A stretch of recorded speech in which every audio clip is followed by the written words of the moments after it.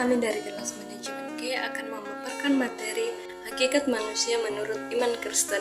Yang pertama, pengertian hakikat manusia. Yang kedua, hakikat manusia menurut iman Kristen. Dan yang terakhir, kesimpulan. Pengertian. Hakikat adalah kalimat atau ungkapan yang digunakan untuk menunjukkan makna yang sebenarnya atau makna yang paling dasar dari sesuatu. Dalam hal ini, benda, kondisi, ataupun pemikiran. Jadi dapat disimpulkan bahwa hakikat manusia adalah individu yang selalu diperhadapkan kepada potensi untuk melakukan yang baik maupun potensi untuk melakukan sesuatu yang tidak baik. Ini dikarenakan manusia adalah ciptaan Allah tertinggi dan diciptakan menurut gambar dan rupa Allah. Hakikat manusia menurut pandangan iman Kristen. Hakikat manusia dalam pandangan iman Kristen tentunya berpijak pada Alkitab, khususnya dalam kitab Kejadian 1 ayat 26-27. Perikop ini berisi pernyataan Allah mengenai penciptaan alam semesta dan juga di dalamnya mengenai penciptaan manusia, bahwa manusia diciptakan oleh Allah menurut rupa dan gambar Allah sendiri. Terdapat beberapa pandangan Kristen tentang hakikat manusia yang dapat diambil dari kitab Kejadian, yaitu manusia dibentuk dan diciptakan oleh Allah.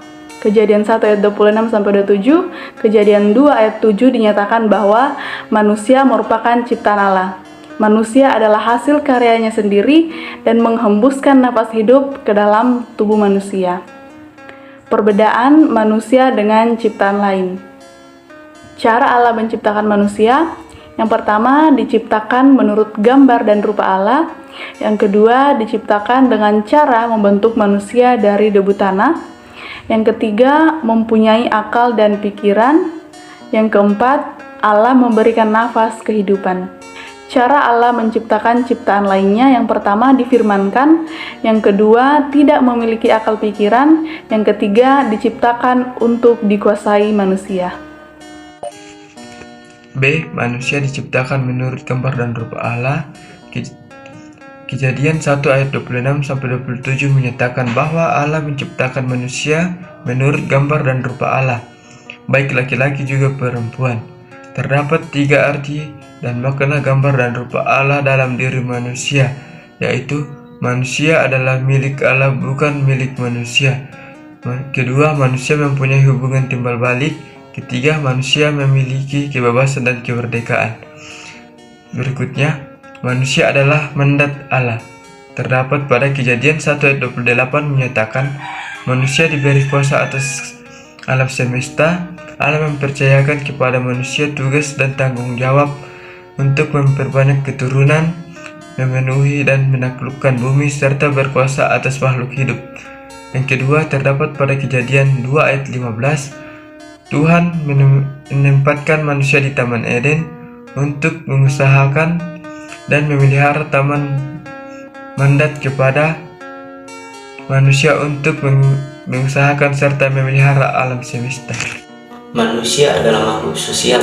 Kejadian 2 ayat 18, tidak baik kalau manusia hidup seorang diri saja, sehingga ia menjadikan penolong bagi manusia yang sepadan dengannya. Sebelum Hawa diciptakan, telah dia banyak diciptakan Tuhan yang lain seperti hewan dan tumbuhan yang menemani Adam, namun semuanya tidak sepadan dengannya. Manusia merupakan makhluk sosial yang tidak dapat hidup sendiri. Manusia memerlukan manusia lain dalam hidupnya.